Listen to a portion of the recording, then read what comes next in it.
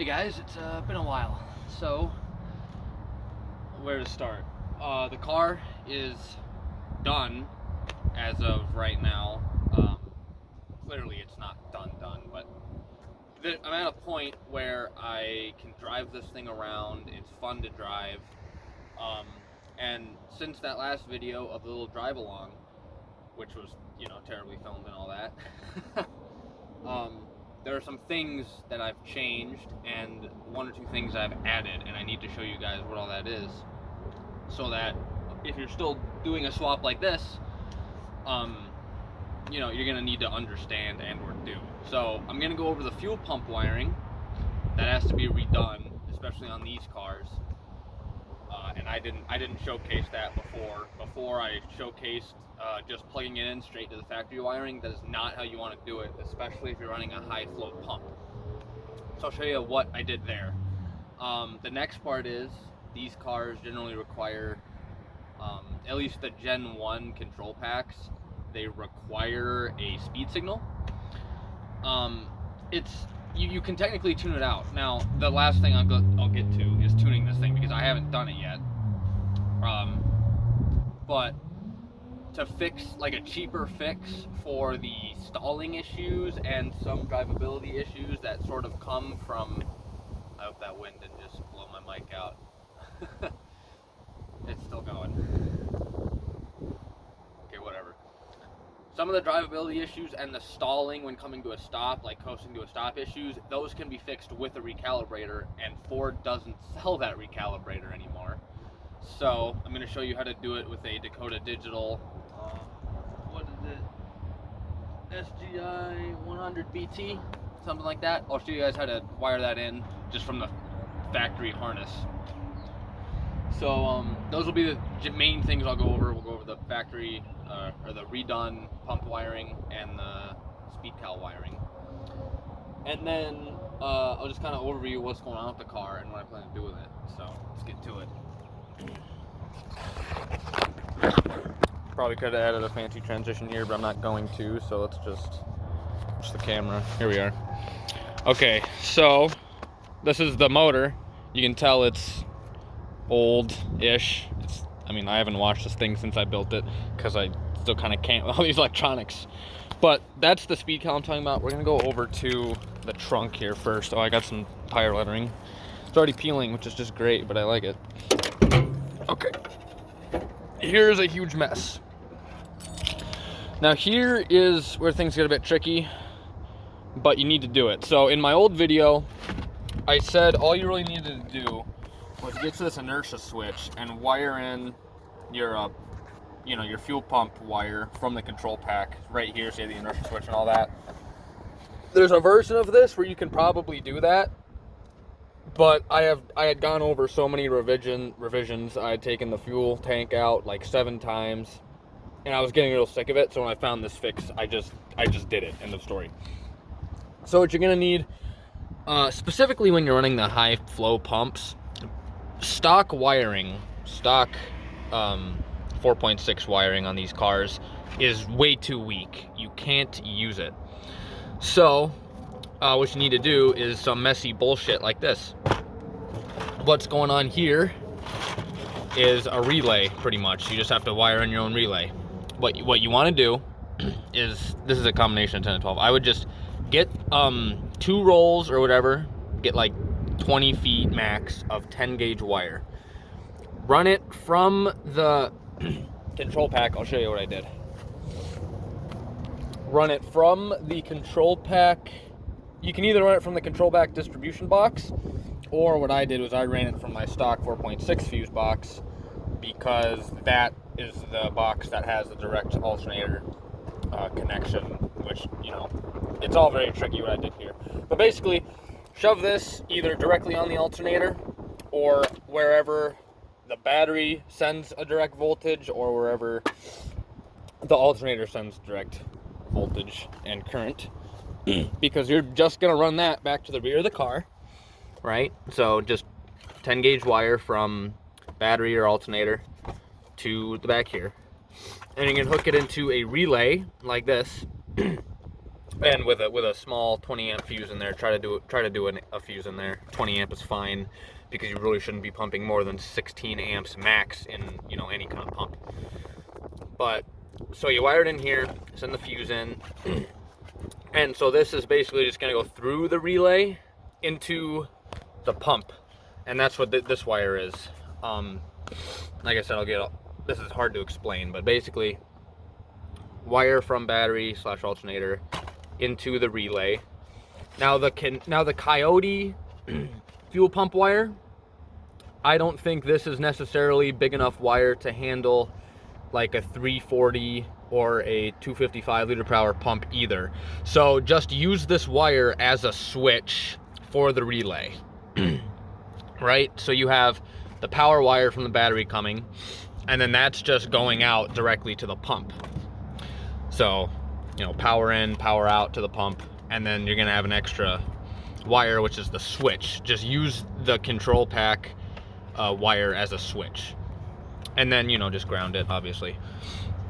But then the one other thing you need here is, and you need to, this is very nice to know before you put a pump in here, the connector on the, you know, on the top of the fuel pump assembly, the wires coming from there are not big enough either. You're running a 255 or a 240 or a 340. You need bigger wires. So you can go on eBay or wherever the hell, and for like 30 bucks you can get a SN95, you know, 94 to 98 pigtail harness, which is just the connector on the top of the fuel pump. I'll try to put an image here if I can, but I probably won't. And it's just, it takes the old wire, and it's, you know, it's like 12 gauge wire now. So you got the 10 gauge coming from the battery carrying plenty of current. It goes through this switch, comes out, you can send it to the 12 gauge wire going straight to the pump, and that's how you wire in the switch, right? When you're doing all this, the Coyote control pack instructions manual is still not like useless. Looking at it kind of helps with this. And what I would do is I would look up a basic fuel pump wiring diagram. You know, that'll basically lay out what all you need to do. It'll tell you, you know, the power, send the power in, send the power out here to the pump, and then, you know, that's your switch wire and all that.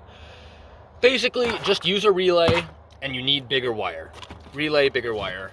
Use the Coyote fuel pump wire as a switch and nothing else. That's it for that. And then the next thing we need to go over is, geez, I'm sorry, I don't know why I'm so stuffy. This speed calibrator, which I have set up completely janky. So, this is a little complicated, but it's not terrible.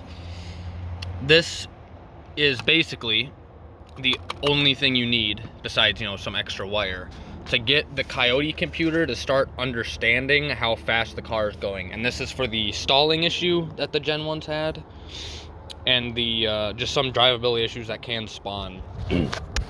So you have ignition and ground. These are both pretty simple. Now ignition, I'll give you this warning: don't wire ignition to the same wire you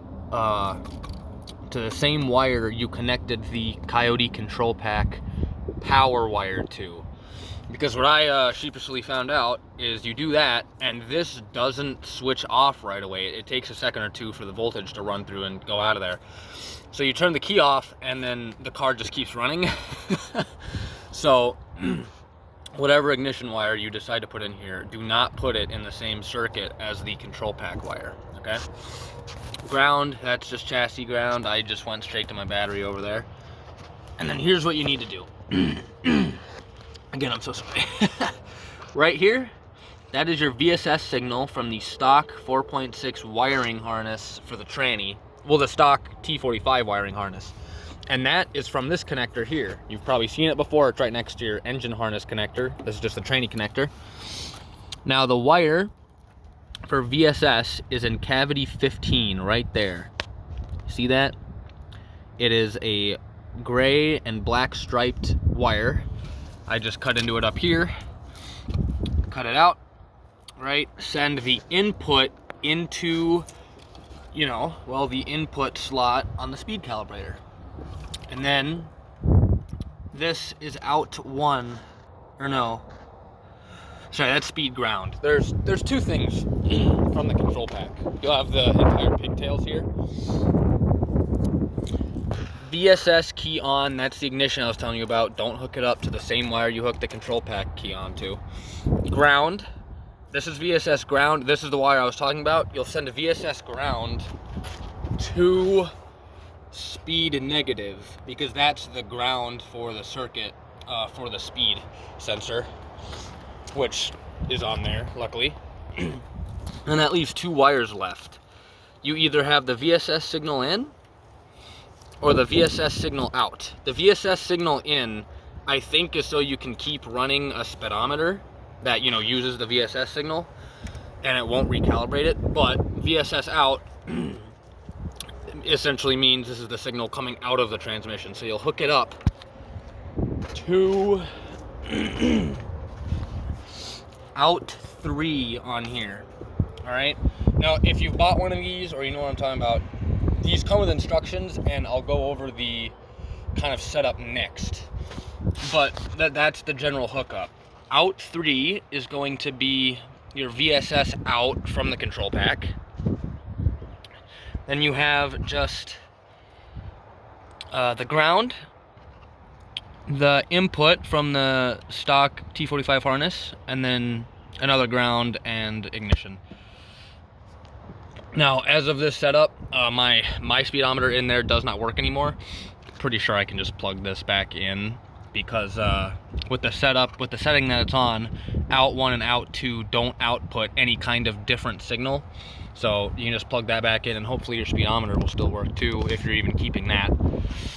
But that's generally how you go about that. I know it's a bit complicated. Just if you do need to use this video, scroll through it and just keep rewatching it, because I'm not great at these videos. So, but, and I'm sorry the wires are all the same color. I'm a fucking hack.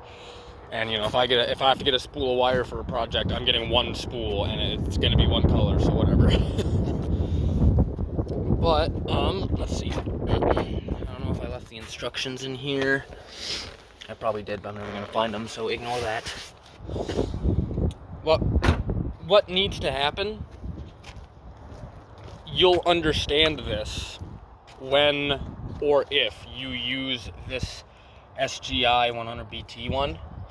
Is in the app, after you connect to it Bluetooth, there's an app. You'll go into tachometer settings, and what you're going to do is you're going to set it to low high, okay? Low high. And then you're going to, which is basically 8,000 ppm up to 128,000 ppm, which I don't understand ppm, so don't even ask me questions about it.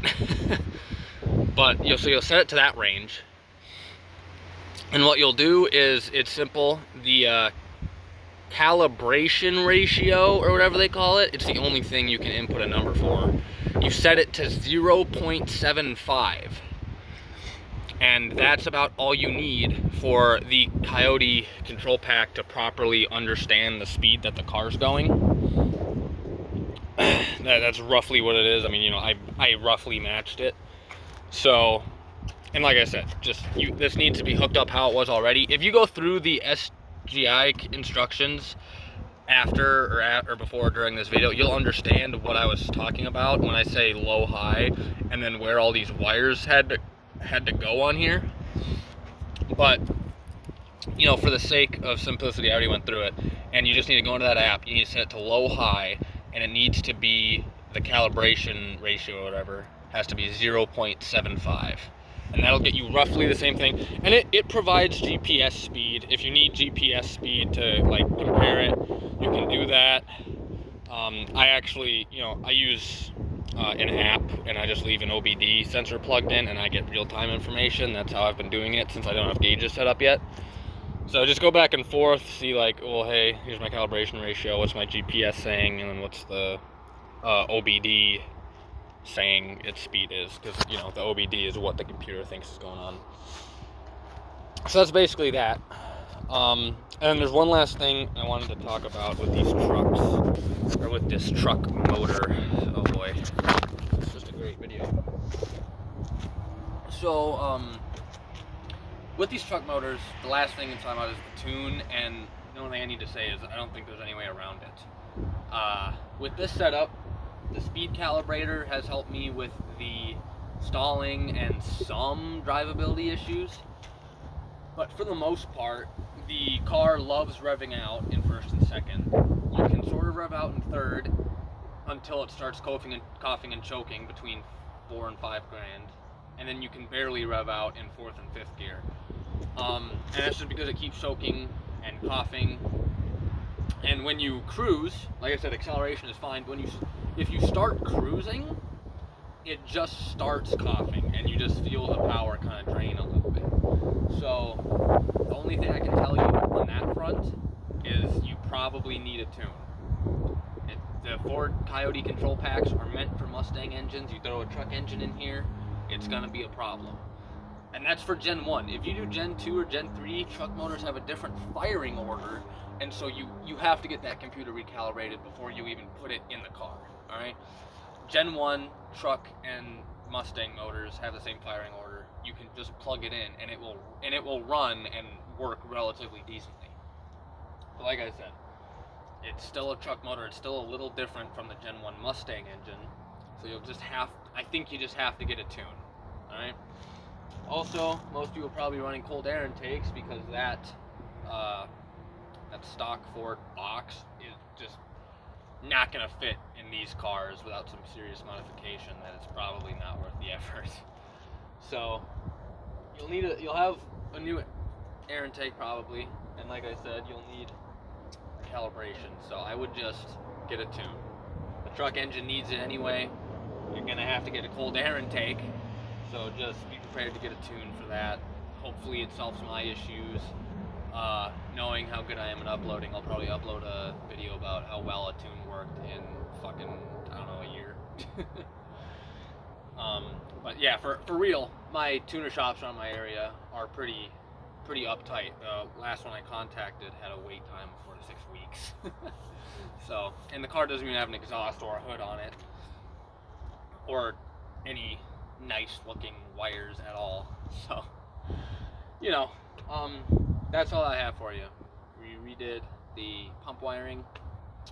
That's how they set up the speed cal. And last tidbit of advice: you get a truck motor, you need a tune.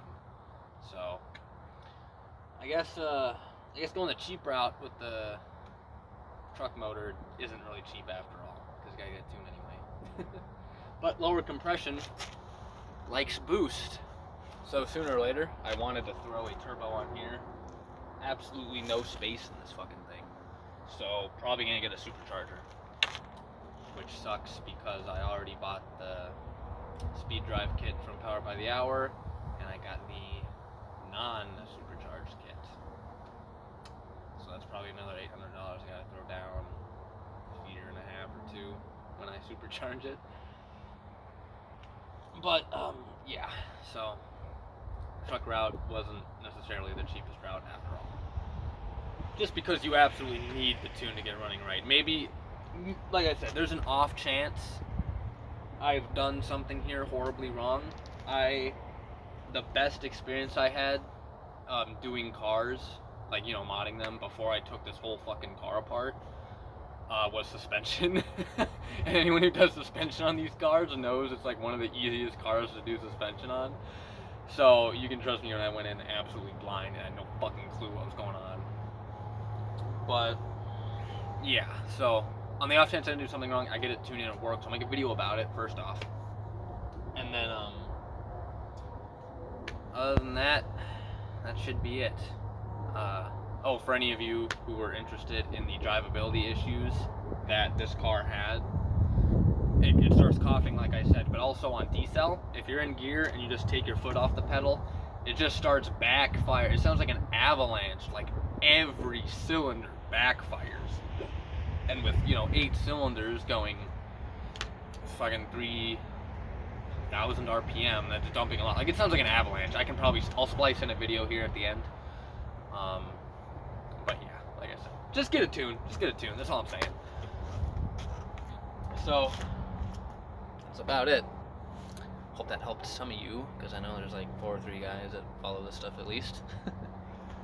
Well, y'all are probably done with your projects already. I took so fucking long doing this by myself. But, whatever. You guys have a good one. Bye-bye.